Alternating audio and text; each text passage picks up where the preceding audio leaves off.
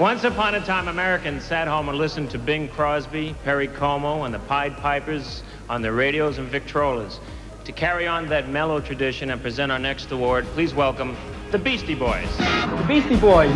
The Beastie Boys. The Beastie Boys.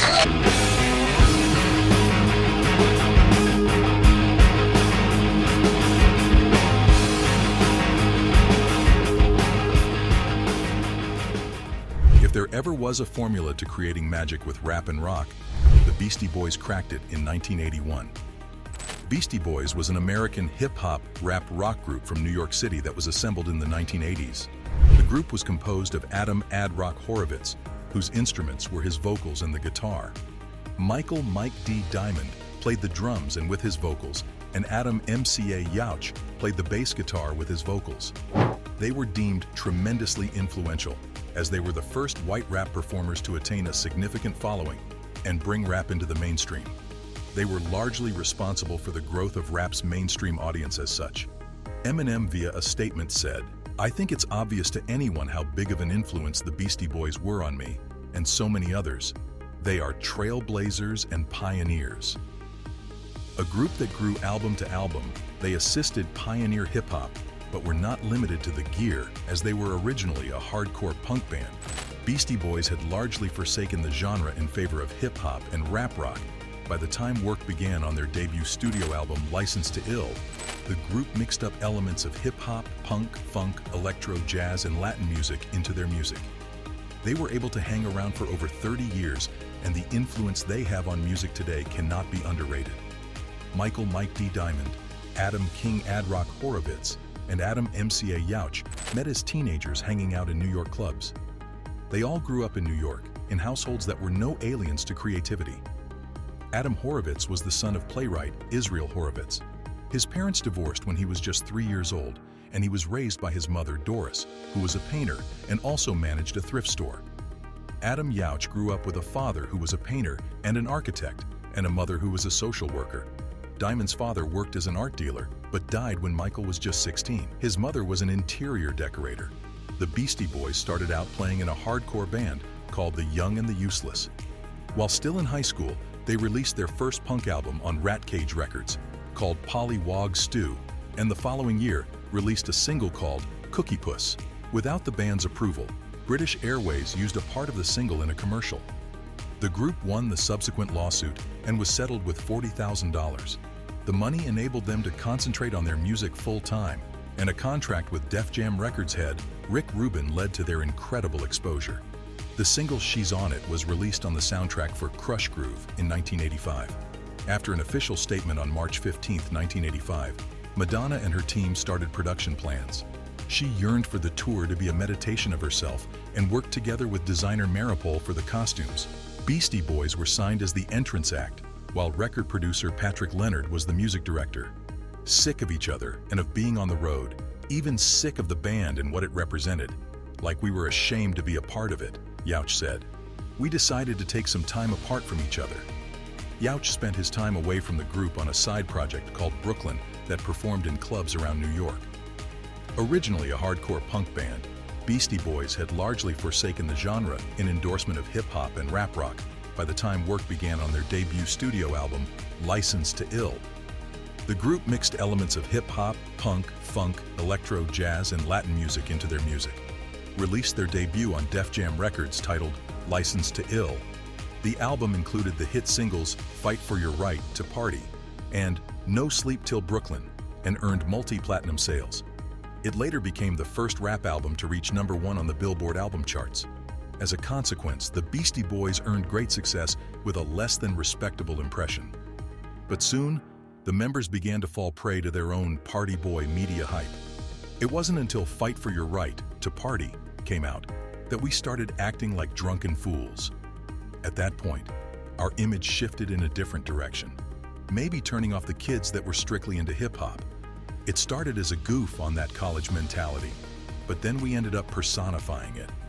Their bad boy impression was fueled by accounts that they made a music journalist cry during an interview, and that they had been prohibited from the executive offices of CBS Records for allegedly stealing a camera.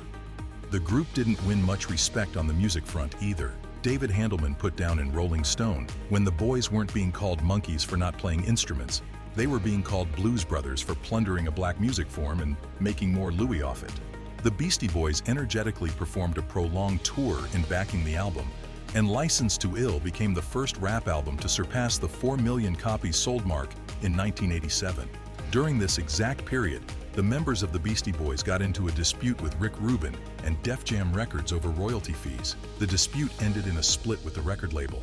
Leaving Def Jam was kind of a blessing in disguise because we can make whatever record we want, Michael Diamond said. To further change the pace of their lives and music, the trio moved from New York to Los Angeles and signed a new record contract with Capitol Records. Retaining an easygoing recording rate, the Beastie Boys paused until 1994 to release their next grind, Ill Communication, which contained Get It Together and Sabotage. They reclaimed their popularity and increased sales when the album debuted at #1 on Billboard's album charts. David Brown wrote in Entertainment Weekly, "Call it novelty, slacker rap, or sheer white urban noise. Whatever the tag, it's the most tantalizing ear candy in years. The incessantly inventive sound of brats dismantling pop and trying to reassemble it in their own ingeniously klutzy ways." During that summer, the Beastie Boys co-headlined the popular Lollapalooza tour with alternative rock band Smashing Pumpkins. The trio also released a collection of the group's earliest recordings, comprising their Lucky Charm, Cookie Puss, titled Same Old Bullshit. In the early 1990s, Adam Yauch began examining Buddhism and finally solely studied Tibetan Buddhism. He co-founded the Milarepa Fund to stimulate the understanding of China's intimidation of the Tibetan people. The Beastie Boys contributed all the publishing returns from Shambhala and Bodhisattva Vow on Ill Communication to the Milarepa Fund. Following the tour for the album, Yauch organized several Tibetan freedom concerts and a film documentary to increase awareness of Tibet's struggle. The Beastie Boys took nearly 4 years off before they returned to the studio again. All 3 members moved back to New York, and each spent their time pursuing their interests. Yauch operated on the Milarepa Fund. Diamond managed Grand Royal Records and the magazine, and Horowitz searched for talent to sign to the label and produced and recorded with other artists. In 1998, the trio returned with the release of Hello Nasty and the single Intergalactic. Within the first week of its release, the album rocketed to #1 on Billboard's album chart and sold a whopping 681,500 copies. The members' characters also brought in their distinct mark on the album, as Ann Powers noted in the New York Times. Attentive listeners will notice an unresolved split between the group's attempts at egoless expression and the consummately ego-driven boasts essential to its raps. Michael Diamond illustrated how their divisions functioned cohesively. "On this record, we went back to the 3 of us just getting together and sharing ideas, then piecing something together and spreading it out," he said. "So it's much more of a collective where we're all saying each other's lyrics, like on Paul's Boutique."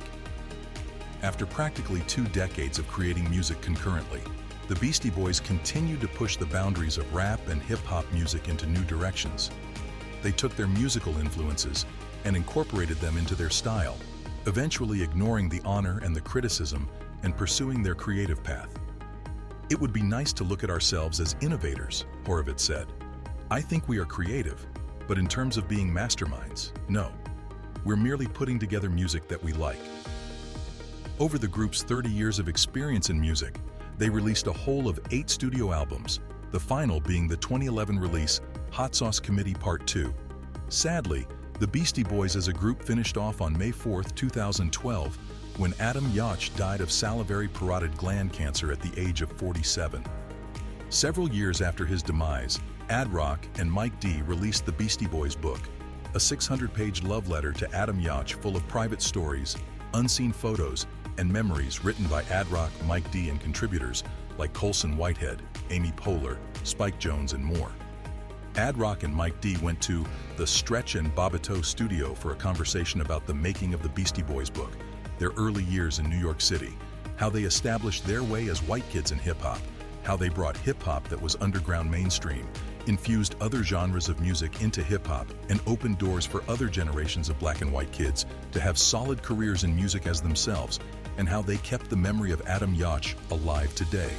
The Beastie Boys altered the direction of popular music at least 3 times, the cinder block-shaped testament to 3 decades of hip-hop shenanigans, and they lived to tell the tale.